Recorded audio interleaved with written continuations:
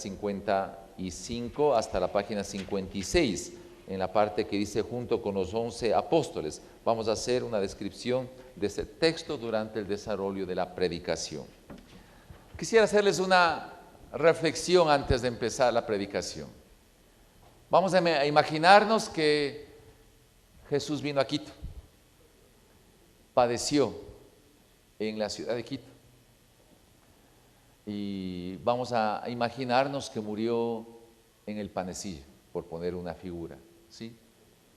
Y que antes de subir al cielo, Él nos da un trabajo que hacer a nosotros, los que estamos aquí. Vamos a tratar de tener esta imagen.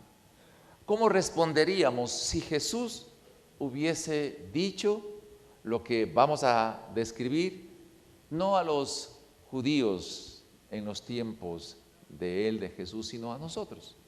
¿Cómo reaccionaríamos frente a este desafío que está lanzándose en este momento? Vamos a dar como título a la predicación: el inicio de una misión. ¿Cómo arrancaría la Iglesia El Batán en una misión dada por Jesús? ¿Cómo usted y yo reaccionaríamos frente a este pedido de Jesús? Parte del texto que voy a poner ahí, está en sus pantallas, dice: pero cuando venga el Espíritu Santo, diría Jesús a nosotros. Voy a hacer un pequeño cambio al texto. Pero cuando venga el Espíritu Santo sobre ustedes, recibirán poder y serán mis testigos, tanto en, ¿qué sería? Quito, en todo el Ecuador, en América Latina y hasta los confines de la tierra. Si esto nos dijese Jesús a nosotros, ¿cómo reaccionaríamos? ¿Cómo daríamos inicio a una misión que nos está proponiendo Jesús? ¿Sí? ¿Cómo reaccionaría usted? Tratemos de pensar la reacción que tendríamos nosotros frente a este pedido de Jesús. Jesús ha estado en medio nuestro sus 3 años, hemos escuchado su mensaje, tenemos escrito su mensaje a través de lo que ya vimos al libro de Lucas. De pronto nos reúne, como dice el texto. Después de padecer su muerte, se les presentó dándoles muchas pruebas convincentes de que estaba vivo. Durante 40 días se le apareció y les habló acerca del reino de Dios. Una vez, mientras comía con ellos, les ordenó. Y ahí empecemos la historia. Nos reúne a todos nosotros, después de comer un asadito, por así decirlo, nos dice lo siguiente: no se alejen de Quito, sino esperen la promesa del Padre, de las cuales les he hablado. Juan bautizó con agua, pero dentro de pocos días ustedes serán bautizados por el Espíritu Santo. Frente a esto, ¿cómo desarrollaríamos nosotros una misión? Primer punto, entonces, el desarrollo de una misión. Vamos a ver antecedentes. Frente a esto, ¿qué haríamos nosotros? Seguramente los que estamos aquí recordaríamos todo el mensaje de Jesús, porque si nos encomiendan a nosotros una misión, implica que el mensaje de parte de Él está claro en nosotros. Podríamos compartir diciendo: recuerden ustedes, Iglesia El Batán, que Jesús nos dijo: los ojos son la lámpara del cuerpo. Los ojos son la lámpara del cuerpo. ¿Se acuerdan lo que Jesús dijo eso? Y luego añadió Jesús, y esto es algo muy importante para entenderlo: si la visión es clara, todo tu ser se llenará de luz. Pero si tu visión es oscura, todo tu ser estará en tinieblas. ¿Cómo le captaríamos nosotros ese mensaje en el tiempo actual, usted y yo? Nos habla de que la visión que nosotros debemos tener debe ser clara. Entonces, para enfrentar una misión que Él nos va a dar, nosotros deberíamos tener una cosmovisión, una lectura de la realidad, de tal manera que estemos en condiciones de cumplir esa misión. Durante todo el mensaje que Jesús dio, ¿qué podríamos resumir? Jesús dio pensamientos, habló acerca de propuestas. Los pensamientos de Jesús producen ideas. Claro que sí. El mensaje de Jesús que leímos en el libro de Lucas se entiende que han producido ideas en nosotros. Las ideas producen actitudes. Las actitudes no es otra cosa que la condición interna nuestra para estar en condiciones de un desafío que queremos nosotros mostrar. Para nosotros, esta iglesia, diríamos, aquí está la ciudad de Quito, aquí está el Ecuador, aquí está América Latina. Cómo los pensamientos de Jesús transformados en ideas podrán generar actitudes en nosotros como iglesia El Batán para enfrentar esta gran misión que Él nos está dando. Esas actitudes generan hábitos. Por lo tanto, el hábito es indispensable para poner en marcha la misión que Él nos ha dado, ¿verdad?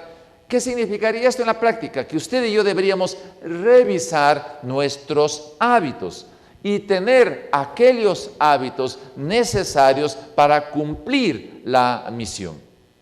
Y repito, para tener esos hábitos implica tener la actitud.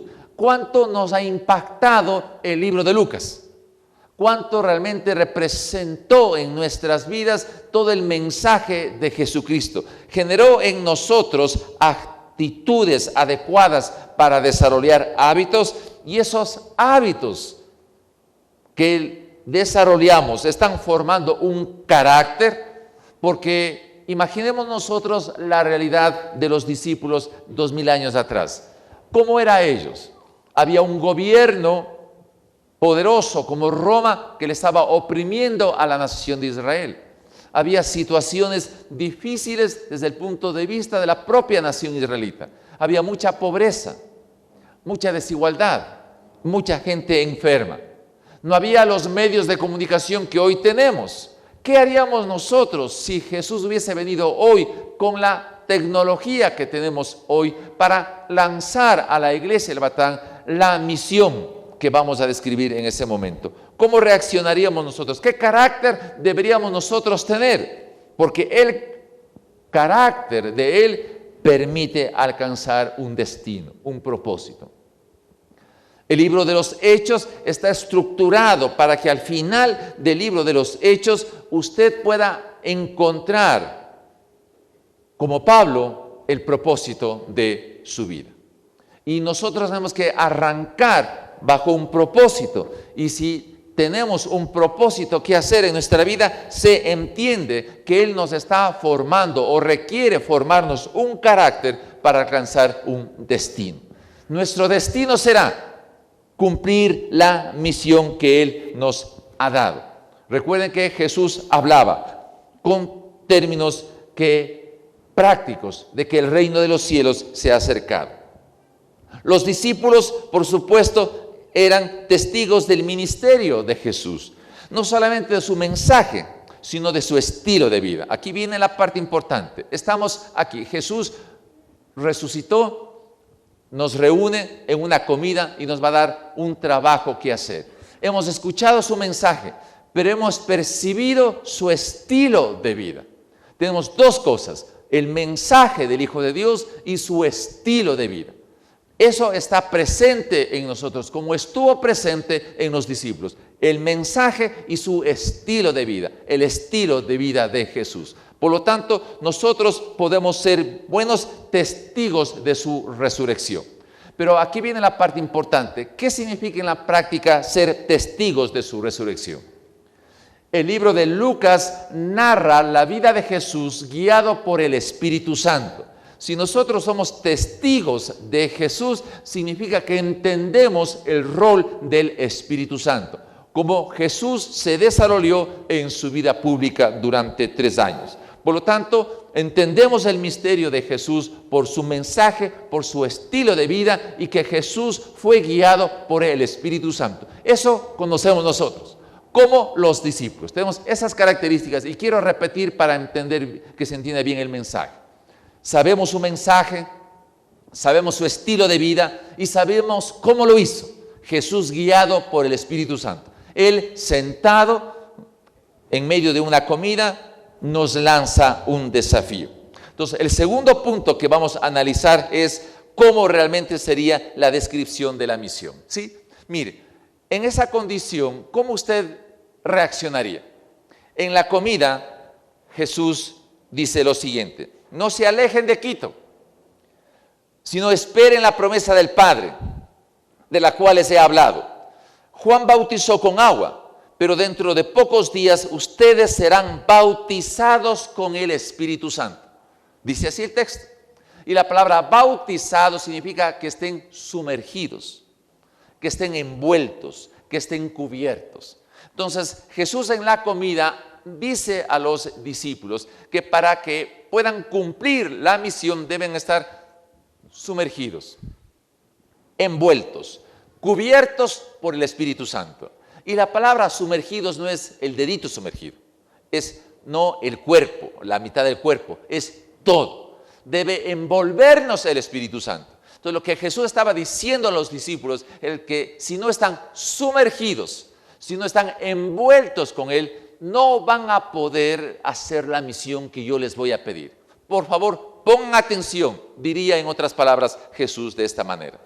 Y luego les dice Jesús: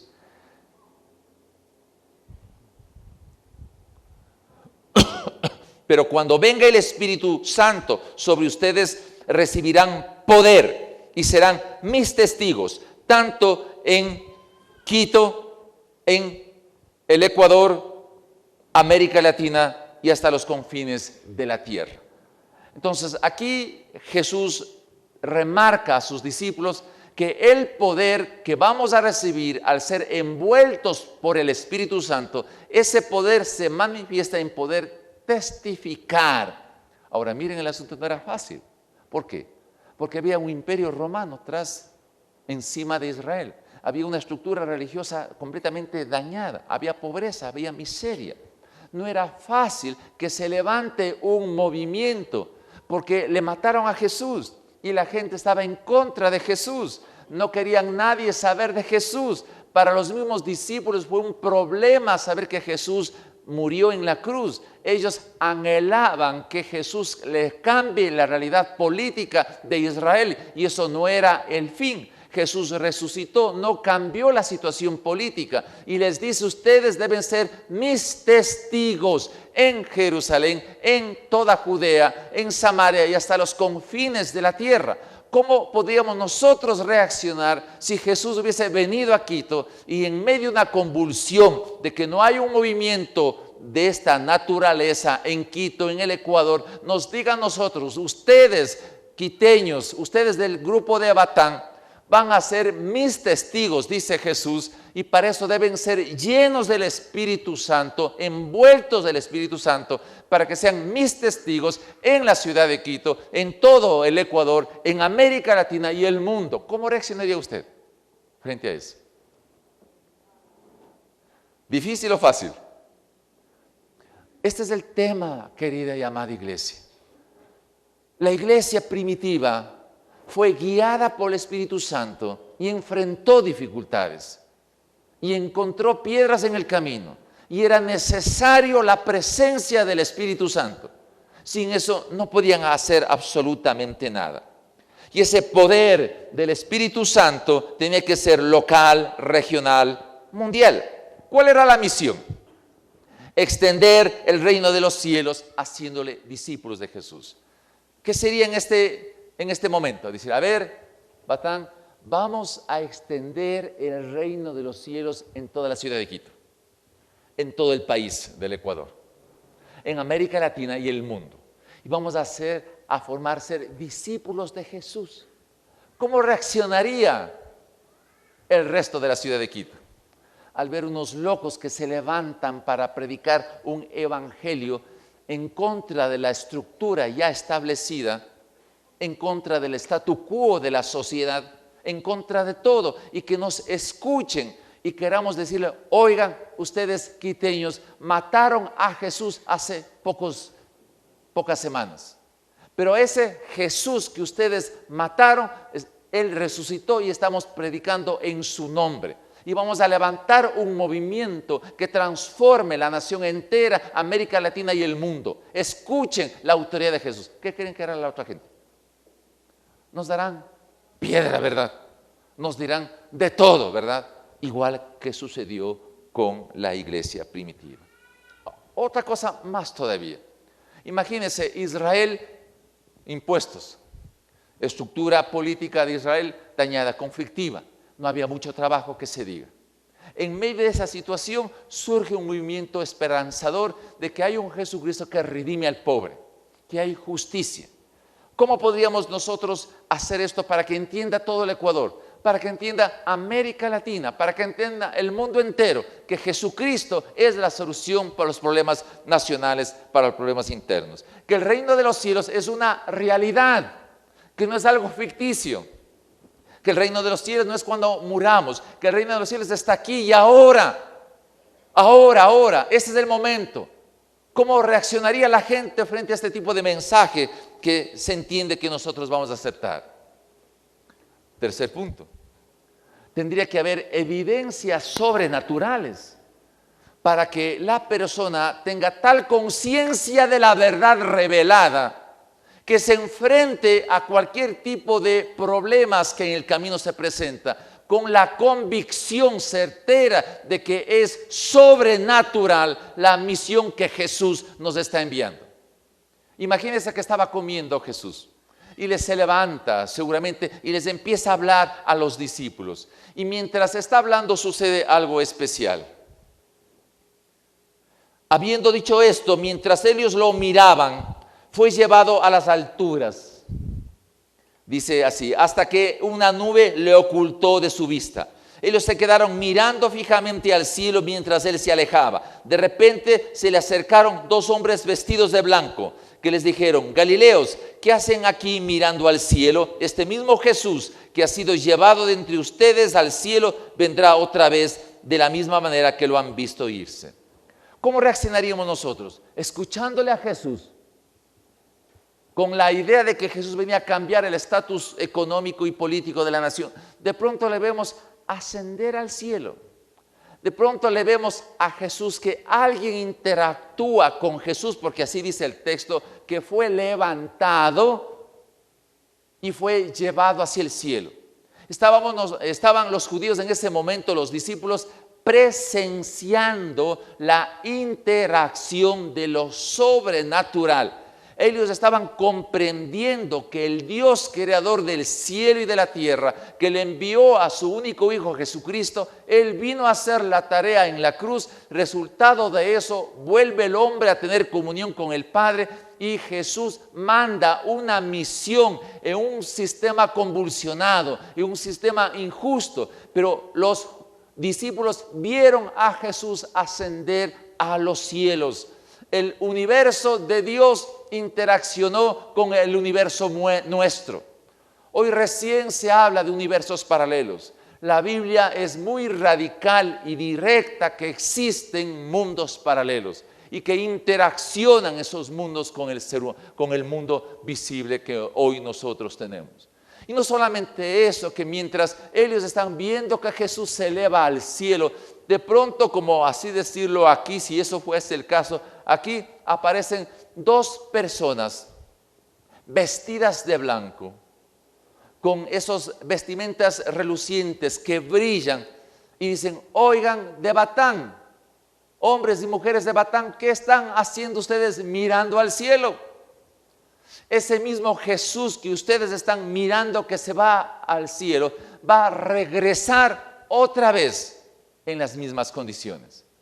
¿Cómo reaccionaríamos nosotros frente a eso? Hay una parte importante que usted y yo debemos entender, que la misión dada por Jesucristo es una misión sobrenatural, que hay una garantía del cielo para poder alcanzar esa misión, que Dios está presente en medio de, que vamos a enfrentar dificultades, que van a estar más allá de nuestra naturaleza humana. Pero como Dios está presente en medio de, Él se va a encargar de darnos nosotros el poder por el Espíritu Santo para ser testigos de Jesús en Quito, en el Ecuador, América Latina y el mundo. Ese es el mensaje realmente que Dios estaba mostrando. Entonces, aquí surge entonces la cuarta característica.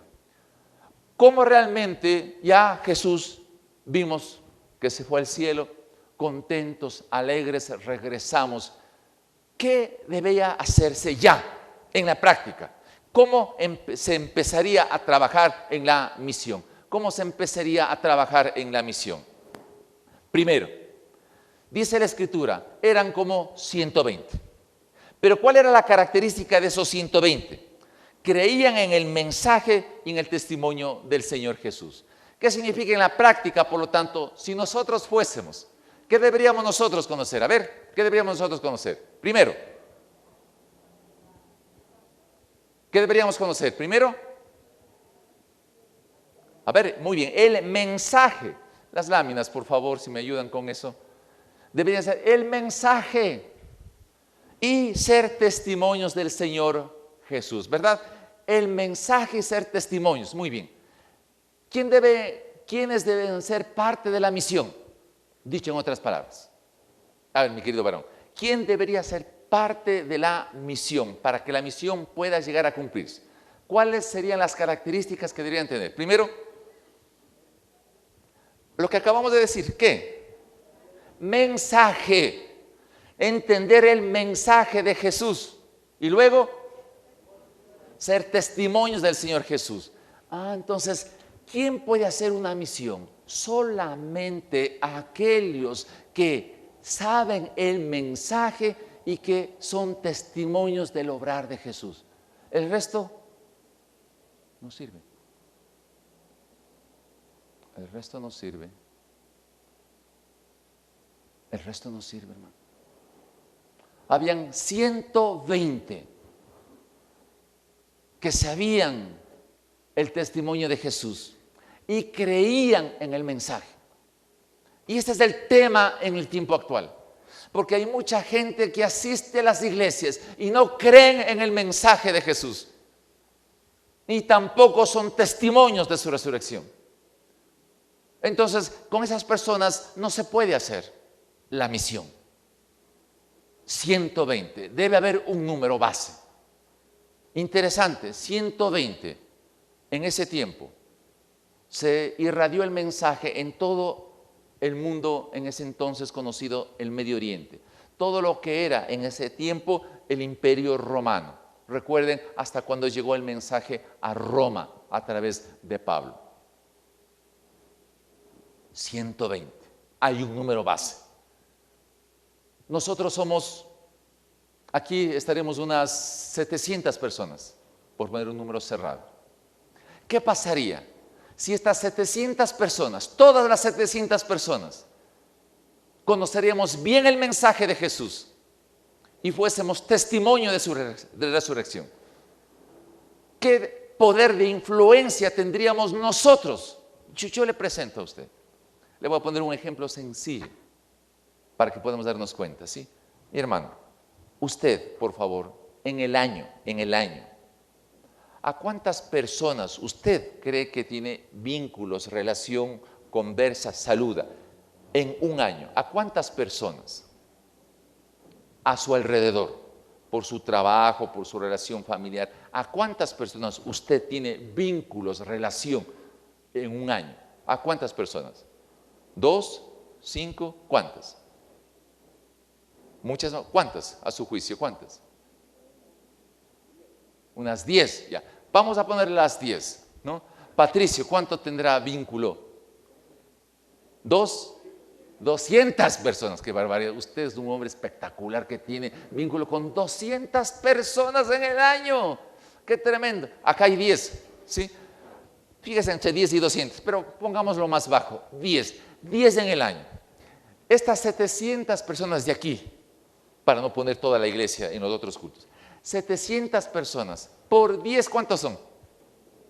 7,000 en el año podríamos hacer de influencia? Solo con 10 cada uno. Solo con 10. Pero, ¿cómo deberíamos ser estas personas que cumplan esa condición? Creamos en el mensaje y tener el testimonio de Jesús. ¿Cómo se empezó la gran misión en los tiempos de Jesús y los discípulos? Jesús ya les había dicho, no salgan de Jerusalén hasta que venga el Espíritu Santo. Mientras tanto, ¿qué? ¿Qué hicieron los discípulos? ¿Se pusieron a orar? Imagínense ahora sumando los 3 cultos, 1,600 personas. 1,600 personas de Batán orando, pidiendo al Espíritu Santo que al manifestarse nos revele el proceso cierto que deberíamos hacer para cumplir la misión. Los discípulos se contaron. Esto es interesante. ¿Cuántos quedaron de los discípulos? 11, ¿verdad? Pedro se levanta y dice, oigan chicos, debemos nombrar una persona más. La pregunta es, ¿por qué? Ya con los 11, ya Judas marchó, hizo lo que hizo, ya se escondió, se ahorcó, y dice el texto que se ahorcó, se rompió el palo, o se rompió la soga y cayó de bruces y se le salieron sus entrañas. Ya tenía que hacerse eso porque estaba profetizado que así sucediera. Porque tenía que nombrar a otro. ¿Por qué nombraron a 2 más? ¿O a 10 más? ¿Por qué a unito? Hay que entender esto muy simple. Cuando Jesús estuvo con los 12, les envió a una misión. ¿Cómo les envió? ¿A los 12 en conjunto? De 2 en 2. A los 70, cogió otros 70, les envía de 2 en 2. ¿Cuál debe ser el número para hacer una misión? Par. Par. Interesante, ¿no? Debe haber un número par. ¿Cuántos compañeros tiene usted en su trabajo? 120, fíjese. ¿Usted dónde trabaja? Dirección Provincial de Salud, 120. Hay 120 personas. Usted debe empezar su trabajo buscando su par, por lo menos. Su par. Escoja uno. Completemos el equipo. Por lo menos 2. Siempre en par. Y les dice, tenemos 120 compañeros aquí. Tú y yo, testigos de Jesús. Tú y yo creemos el mensaje de Jesús. ¿Sí? ¿Crees tú? ¿Sí creo yo? Sí creo.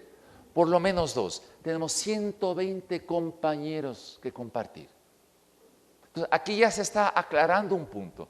Debemos limitar el área de nuestro accionar en la misión. Al menos por el momento. Cada uno tiene su ubicación, cada uno tiene su lugar. Debemos trabajar para expandir el reino de los cielos por pares, por lo menos un par, o siempre en pares. Y así sucedió. Pedro ora y buscan 2 opciones. Uno de ellos queda, Matías, su nombre, oran por él y es reconocido por todos. Se completó el equipo. Una misión debe iniciarse con el equipo adecuado, con el equipo realmente que comprendan el mensaje de Jesús y se tenga testimonio de su resurrección. Esto es importante para que avance el Evangelio.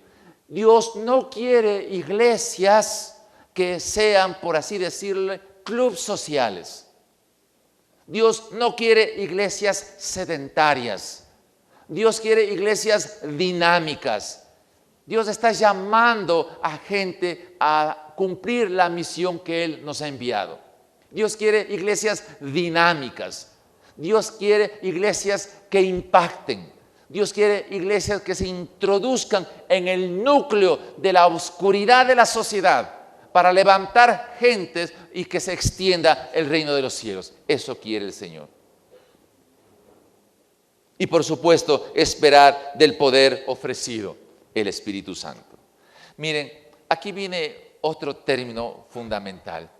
¿Cómo realmente percibir que el Espíritu Santo hace? Déjeme ponerle ejemplos demasiado sencillos para captar esta dimensión. Yo pregunto, a ver, Patricio, dígame, el apóstol Pedro, Patricio, ¿sí? El apóstol Pedro versus el apóstol Pablo, los dos, ¿se acuerdan? ¿Estaban siempre los dos de acuerdo? No estaban de acuerdo Pedro y Pablo. Y había muchos desacuerdos entre ellos. El tema para enfrentar la misión no es que todos tengan la misma manera de pensar, porque eso no es el punto. Había pensamientos diferentes entre ellos.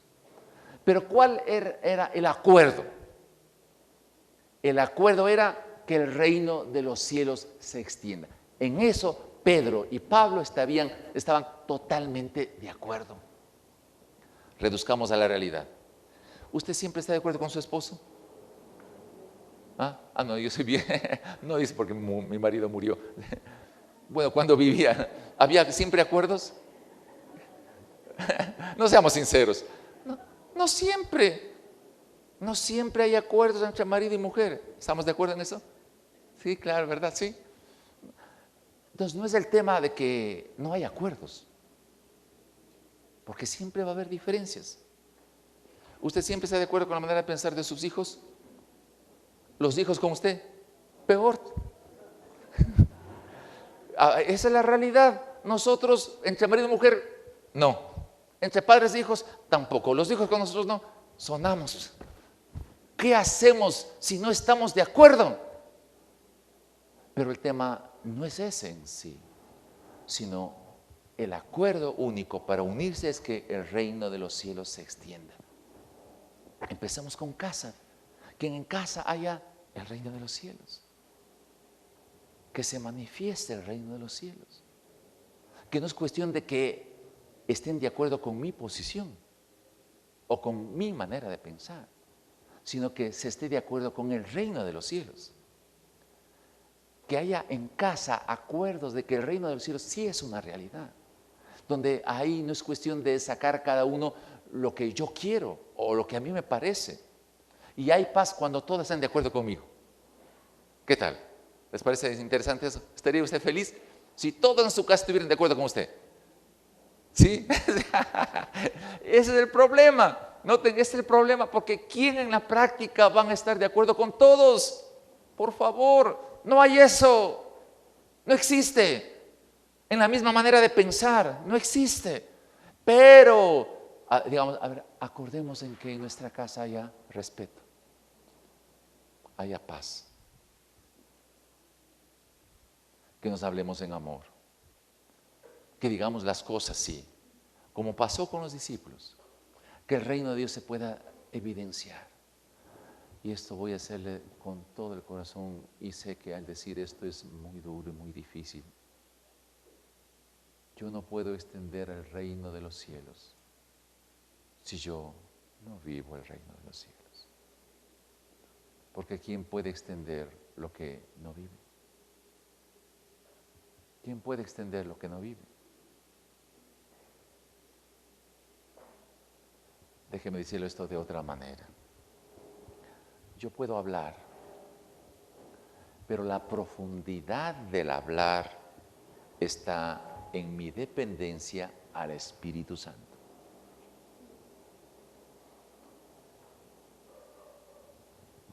Tercer punto.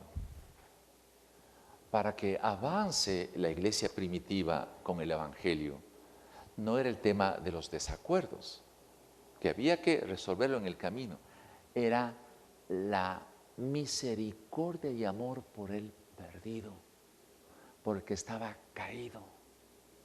Por lo tanto, no importaba cómo yo pienso, lo que debe importar es qué tan dolor está en el otro. Y acercarme al que está dolido, acercarme al que está en el suelo, acercarme al que está caído. Lo que Jesús dijo, el reino de los cielos es eso, Por eso Jesús en la cruz dijo, Padre, perdónales porque no saben lo que hacen. Él no estaba pensando en el dolor de sus clavos, en sus manos y en sus pies. No, Él no estaba pensando en su dolor, estaba pensando en la desesperanza y en la angustia del otro. A ver, hermanos, vamos a un foro. ¿Cuántos de aquí, de este grupo, lindas mujeres que tienen esposos terribles? Y ahí está usted, ¿verdad? Y el reino de los cielos se ha acercado. Y el maridote ahí, ¿qué hace? ¿Qué hace? A ver, ¿qué hace? Señor, yo te pido, ¿qué? ¿Que le ilumines o que le elimines? ¿Cómo pedir? A ver. ¿Cómo hacer? ¿Cómo vivo la evidencia del reino de los cielos? ¿Cómo vivo? Es pura misericordia, hermano. Es pura misericordia. No hay otra manera. Es pura misericordia. No hay otra cosa. ¿Cómo puede vivir una relación matrimonial? Pura misericordia, hermano. ¿Sí o no? A ver, ¿qué me dice? ¿Sí o no? Pura misericordia, pura gracia. Porque si no se transforma en una desgracia. Si no hay gracia, se convierte en una desgracia. Debe haber gracia, debe haber misericordia. ¿Cómo se levanta a los hijos? Por gracia, por misericordia. ¿Cómo se levanta al caído? ¿Cómo se levanta a un hijo perdido? ¿Cómo se levanta? Víctor. Por pura misericordia, gracia. Así se levantan a los hijos perdidos, a las mujeres perdidas, a los maridos perdidos, a los compañeros de oficina perdidos. Es pura gracia. Y eso es el Espíritu Santo. El Evangelio no es otra cosa que la irradiación de la gracia por el Espíritu Santo para levantar al perdido. Eso fue el Evangelio. Nada más. No es cuestión de quién tenga razón, sino gracia. ¿Entendemos eso? La aplicación. La aplicación. Busque su lugar de trabajo, extiende el reino de los cielos, ore, forme el equipo, espere al Espíritu Santo y hágalo. Hágalo. De pronto a su compañero de trabajo empieza a orar por él. Planifique, haga una agenda. Si no, su vida se va a convertir en un mar de angustias. Porque solo estará buscando que le den la razón. Mi hermano querido, esto delante de Dios, testigo al Espíritu Santo, muy franca y abiertamente, el mundo en que estamos no es para demostrar que yo tengo razón, sino que el Evangelio del reino de los cielos es una verdad. Termino con esto para ir a la Santa Cena. Pablo era inocente. Me adelanto un poco al libro de los Hechos. El gobernador Félix le entrevista y él se da cuenta que era inocente. Escuche bien. Luego el gobernador, el siguiente gobernador, igual Festo, le ve que él era inocente. Viene el rey Agripa y le piden y le hacen la entrevista respectiva. Y el rey de Israel, Agripa, y los dos gobernadores romanos, Felipe y Félix, dicen, Pablo es inocente, dejémosle en libertad. Podía tener razón Pablo entonces, él era inocente. ¿Sabe qué dijo Pablo? No, Señor, usted no me deje en libertad. Apelo a Roma, mándeme a Roma. No era cuestión de tener la razón. Pablo sabía que tenía la razón, pero dije, no, yo no quiero libertad. Mándeme preso a Roma. Apelo al César. Y le mandan preso a tremendo viaje a Roma que ustedes verán en el libro respectivamente. Eso es un ejemplo verídico de que no es cuestión de tener razón. Es cuestión del propósito, es cuestión del reino. Es cuestión del reino. Si usted y yo vamos a buscar en esta vida demostrar que tengo razón, manitos, vayamos. Vamos a acercarnos a la mesa del Señor, ¿sí? Quiero proponerle lo siguiente.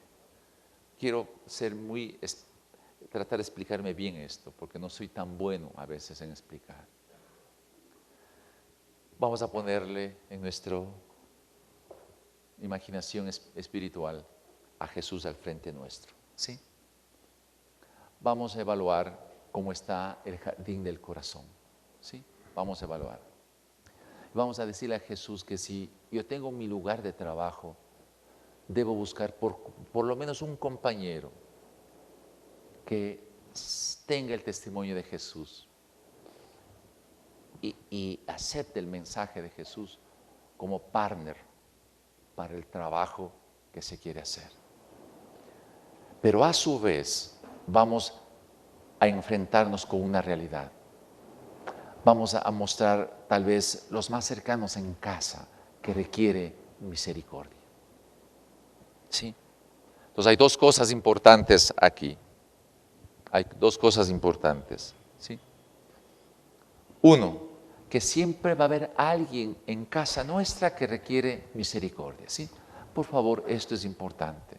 La Santa Cena quisiera realmente que se tome, y esto que quisiera, anhelo que no sea un deseo personal, sino que en la línea del Espíritu, Él nos invitaría a esta reflexión. O sea, no le hablo por mí, le hablo por el Espíritu del Señor. Que veamos en casa nuestra a alguien que requiere misericordia. Y si nosotros le conocemos al Espíritu Santo, que ese alguien que requiere misericordia, esa persona conozcan al Espíritu Santo. ¿Sí? Y esto va a ser tan importante en el ejercicio que vamos a abrir los ojos. Para que en nuestro trabajo seamos más efectivos, debemos vivir la misericordia. Si no, no voy a tener tanta claridad porque hemos aprendido que los ojos son la lámpara para el cuerpo. Y si mi visión es clara, todo mi ser se llenará de luz. Entonces, para poder ministrar en mi lugar de trabajo, tengo que vivir la gracia dentro de casa primero. Tengo que experimentar la gracia, la misericordia. Entonces ahí se me va a ampliar la mirada, la visión, la perspectiva. Voy a ver claro hacia afuera, porque tengo que experimentar la gracia dentro de casa. ¿Qué tal su suegra? ¿Qué tal su suegro? ¿Qué tal su cuñado, su cuñada? ¿Qué tal su marido, su mujer, sus hijos? En fin, no lo sé, pero usted sí lo sabe. ¿Cuál puede ser la persona que pueda percibir la gracia de Dios a través de su intervención? Y así vamos a orar, porque Jesús va a estar delante de él. Y las personas que nos van a ayudar, ya están los pastores aquí, ¿no? Las personas que nos van a ayudar, quisiera pedirles que se vengan acá, porque esto va a ser importante. Las personas que nos van a ayudar, ¿sí? Mis hermanos, las personas que nos van a ayudar. Ustedes van a tener el pan y la copa, ¿sí? Y ustedes tienen la oportunidad de ir por cada asiento, ustedes, ¿sí? ¿De acuerdo? Por cada asiento, ¿no? Presénteles a Jesús, pero usted tenga la actitud, ¿no? Usted preséntele a Jesús. Aquí está Jesús, dile. Aquí está Jesús. Aquí está Jesús al frente, ¿sí? Está Jesús al frente. Y esto va a ser importante que todos nosotros lo entendamos. Y usted cuando recibe el pan y la copa, Espiritualmente, mírale a Jesús al frente suyo. Él se va a acomodar, ¿sí? Le va a decir, oye, aquí estoy delante de ti.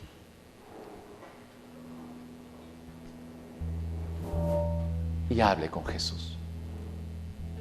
Hable con Jesús. Él está pendiente. Luego de esta pequeña oración,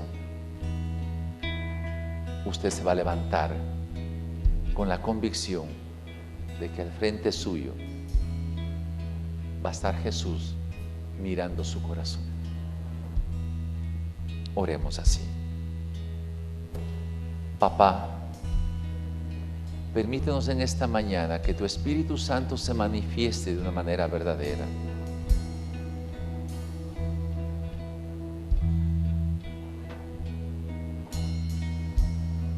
Delante de ti no podemos ocultar nada.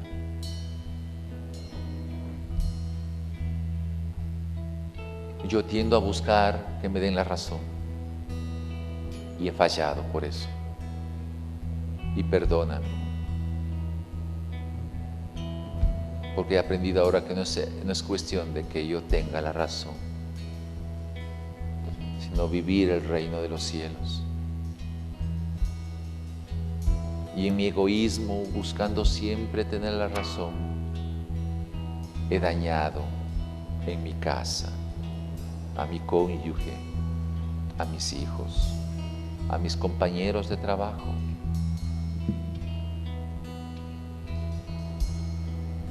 Pero, Espíritu Santo, tú que derramas gracia, Señor, ayúdame a experimentar esa gracia.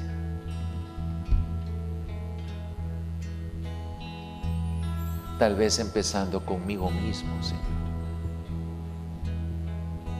para salir de la oscuridad por no tener una visión clara de la misión. Pero sabiendo que necesito que tú intervengas, pon en esta mañana en mi corazón un jardín nuevo de lo que ahorita yo presiento que mi corazón está. Un jardín dañado, un jardín con flores viejas, secas, piedras, basura. Pero yo no quiero eso. Espíritu Santo, quiero experimentar hoy que eres tú quien me guía. Porque un testigo de Jesús es el que depende del Espíritu Santo. Y yo quiero hacerlo. No quiero estar más de incógnito en esta vida. Si tú, Jesús, en esta imaginación veniste aquí a Quito, quiero yo admitir la misión que tú nos estás proponiendo y seguir esa misión.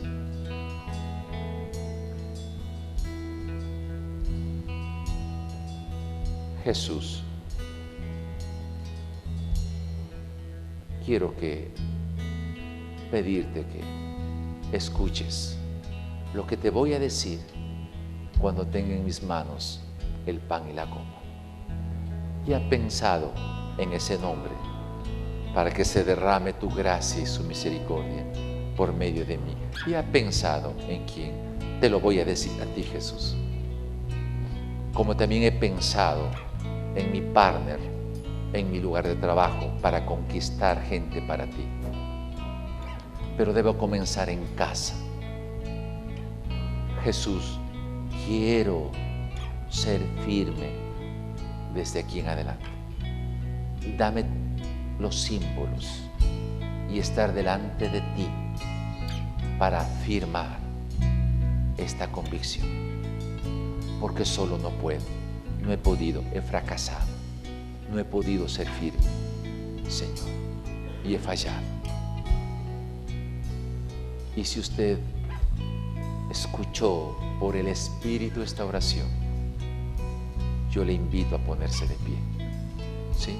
Y decir, aquí estoy, voy a tomar el pan, voy a tomar la copa dignamente, dignamente.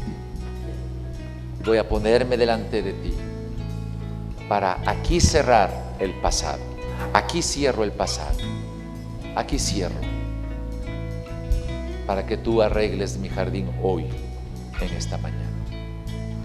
Mis queridos amigos que van a repartir, repartan, presenten a Jesús a cada uno, ¿sí?